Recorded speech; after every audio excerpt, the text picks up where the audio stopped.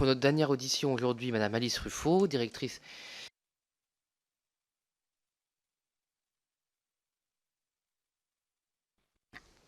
Chère Madame, excusez-moi. Je vous remercie de vous être rendue disponible et de pouvoir répondre à nos questions. Je remercie aussi à votre équipe qui vous accompagne.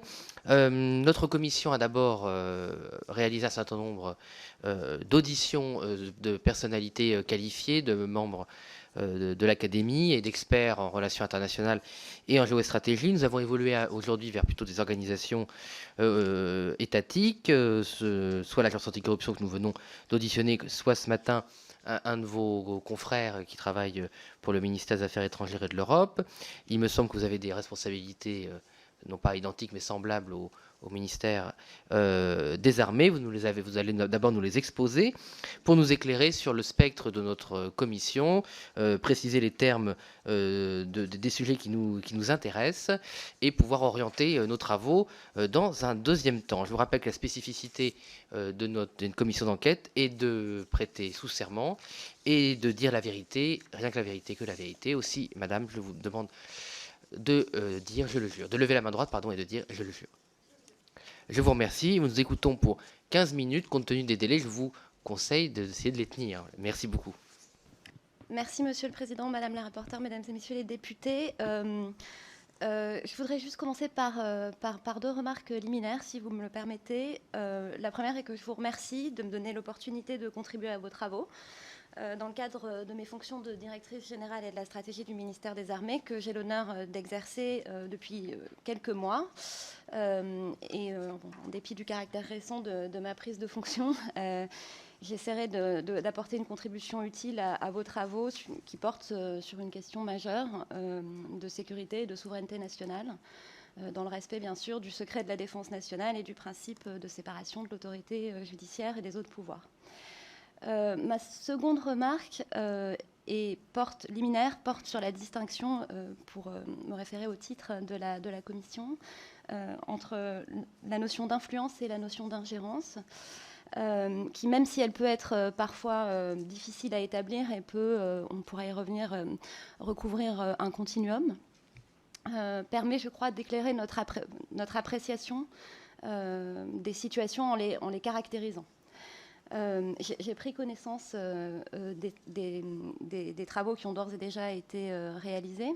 Et je sais que cette question de distinction entre l'influence et l'ingérence est évidemment au cœur de ces travaux.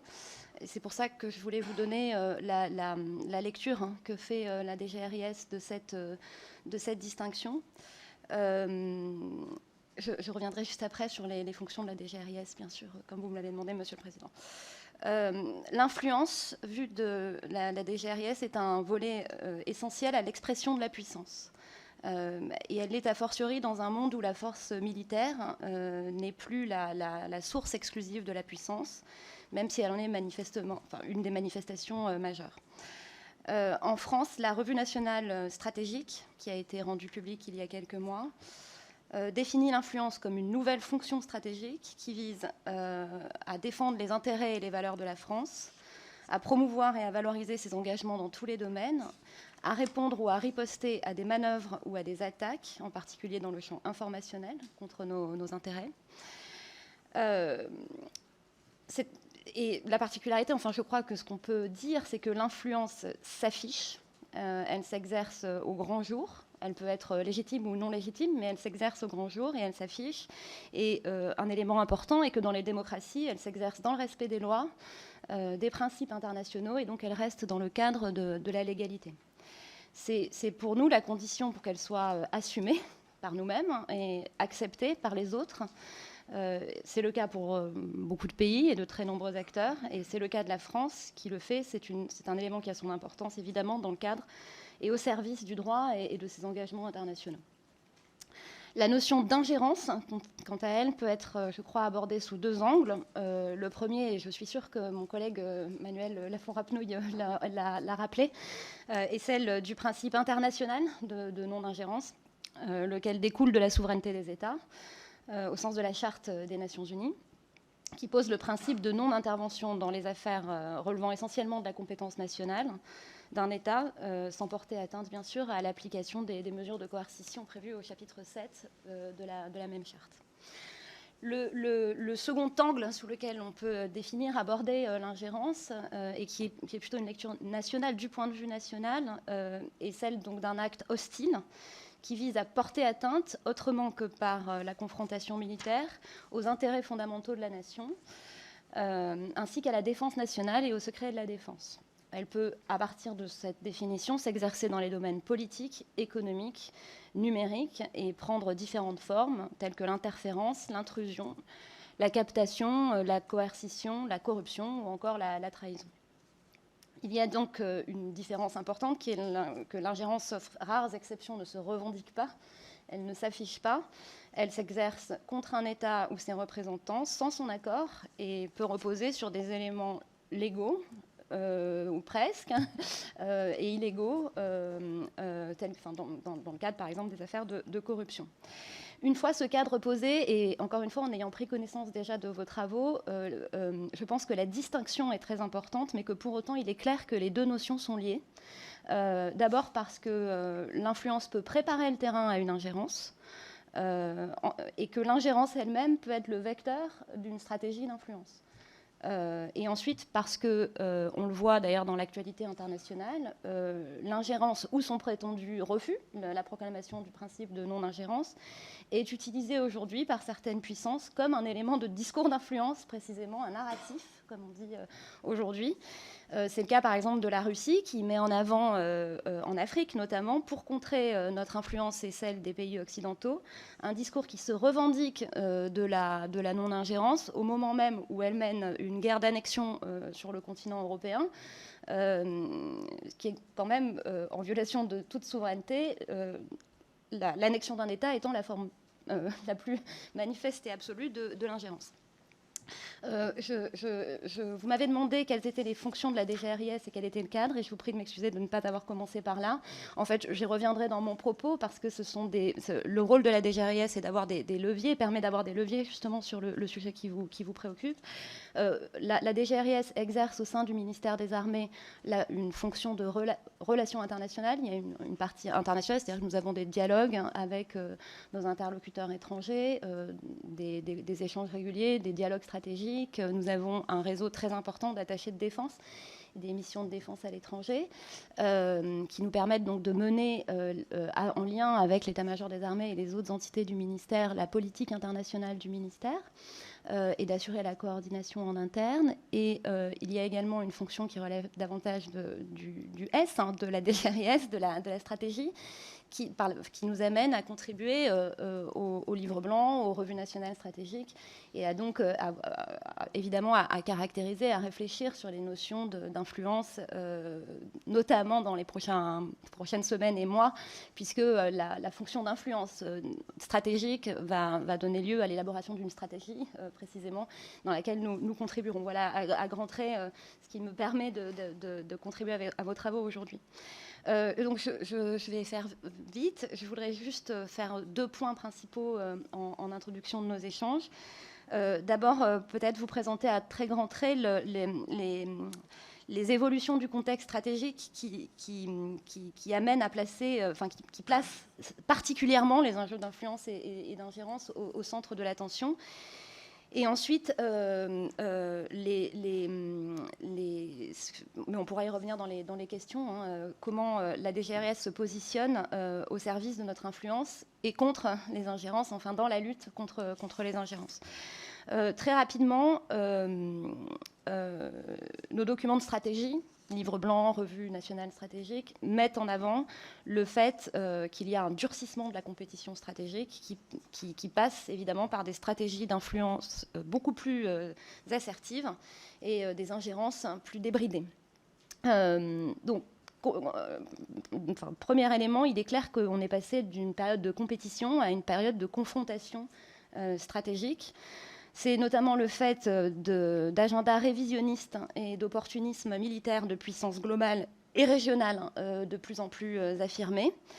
Ainsi, et c'est ce que relève d'ailleurs la revue nationale stratégique, la Russie en particulier assume de plus en plus ouvertement une ambition impérialiste à travers une logique de rapport de force.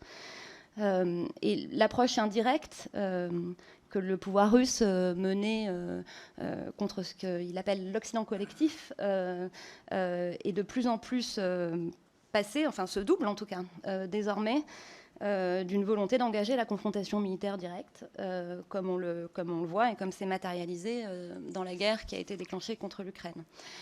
Ce passage d'une ère de la compétition à une ère de la confrontation est aussi le fait de l'affaiblissement des normes et des cadres qui régulaient la vie internationale depuis la fin de la Seconde Guerre mondiale et qui avaient été mis en place après la guerre froide, notamment parce qu'ils sont battus en brèche ou bien contestés de l'intérieur.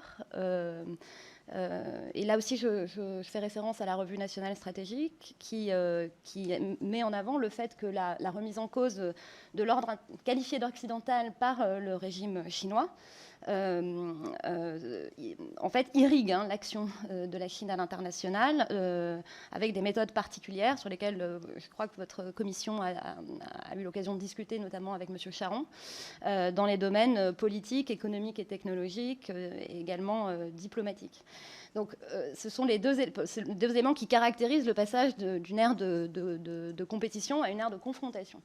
Et le deuxième élément marquant qui contribue, je crois, à la réflexion sur les stratégies d'influence et l'ingérence, les ingérences étrangères, c'est que nous sommes entrés évidemment dans une ère d'hybridité. Par ce terme, hybridité, on entend le recours par nos compétiteurs stratégiques à une combinaison intégrée de modes d'action militaires et non militaires, direct et indirect, licite ou illicite, légitime ou illégitime, souvent subversif, ambigu, difficilement attribuable. Et donc ce mode de confrontation combine dans son sein, au service d'un même objectif, des actions de genre différents.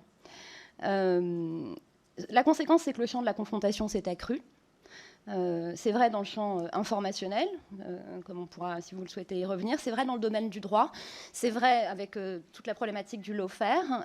Et c'est vrai également dans ce qu'on voit de plus en plus en termes d'instrumentalisation de nos interdépendances. Ça a été le cas pendant la pandémie et c'est le cas aujourd'hui avec la guerre en Ukraine. Et donc, dans ce double contexte de confrontation et d'hybridité, les stratégies d'influence et les manœuvres d'ingérence peuvent avoir un impact direct sur notre souveraineté. Elles viennent s'ajouter à d'autres actions, y compris militaires, qui visent à un objectif global, stratégique. Par exemple, lorsqu'on est en conflit ouvert ou quand il y a un conflit, comme c'est le cas aujourd'hui sur le continent européen, la propagande de l'adversaire peut amener à constituer une forme de brouillard de guerre dans lequel il est difficile d'évoluer. Et en temps de paix, ces méthodes peuvent également créer une forme de brouillard informationnel, décisionnel, qui trouble les repères et qui peut avoir un impact sur la cohésion nationale, sur la résilience, et donc préparer le terrain, au fond, à une forme de fragilisation stratégique. Je me dépêche. Ces stratégies d'influence et d'ingérence agissent suivant une logique de zone grise, de continuum, comme je le disais au départ, entre la guerre et la paix, entre le légal et l'illégal, entre le déclaré et le caché. Elles placent aussi, c'est un point important, nos démocraties en situation d'asymétrie face à nos compétiteurs, puisque ce qui fait notre force, c'est-à-dire le débat, l'ouverture, le respect du droit, le multilatéralisme, l'attachement à la stabilité, et le respect de la souveraineté sont en fait considérés comme des fragilités qui peuvent être exploitées.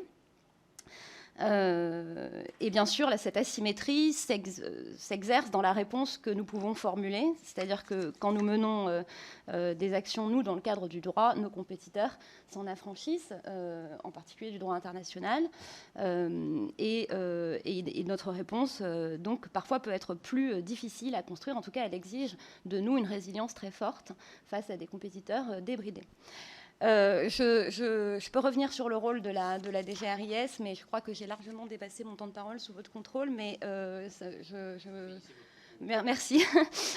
Donc la DGRIS, par rapport à l'objet en fait de cette commission, agit sous 3 angles en fait principaux. Le premier, c'est que, je le disais au départ, elle définit la stratégie en fait d'influence internationale du ministère des Armées.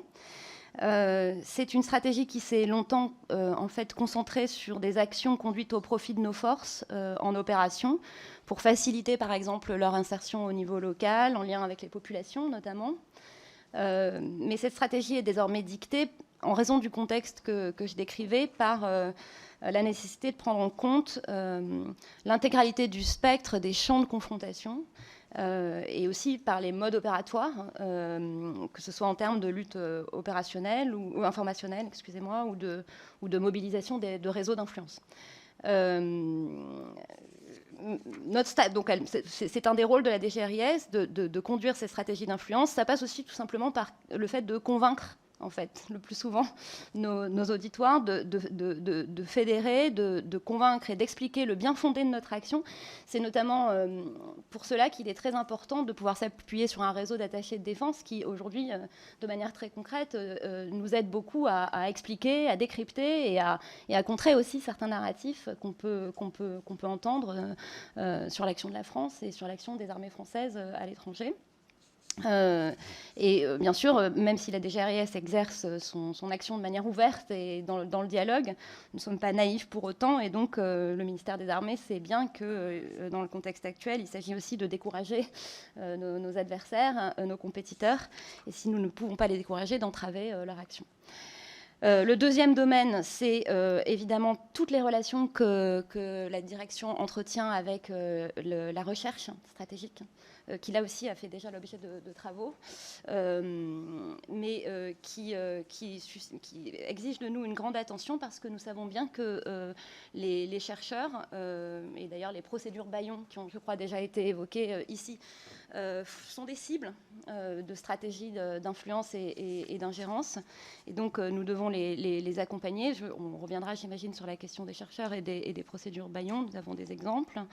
Et puis, nous travaillons aussi à déconstruire les vérités alternatives, les narratifs révisionnistes que construisent nos adversaires ou nos compétiteurs stratégiques.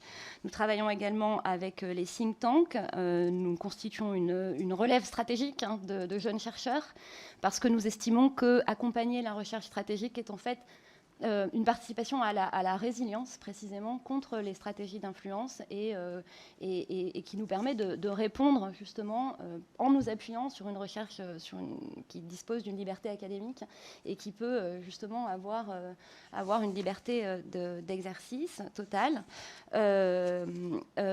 Et enfin, et c'est plus général, mais dans le cadre de ces attributions, la Direction générale des relations internationales et de la stratégie travaille naturellement à l'établissement des risques et des menaces, ce que nous faisons à la fois par une approche pays, pour informer nos autorités, pour travailler avec les autres entités du ministère. Donc on le fait dans le cadre d'une approche pays qui nous permet d'évaluer en fait les stratégies des autres pays. Et puis évidemment une analyse qui passe par l'étude des champs confrontationnels qui se sont étendus, comme je le disais, c'est le cas du cyber ou du domaine par exemple de la désinformation. Je m'arrête là pour laisser la place à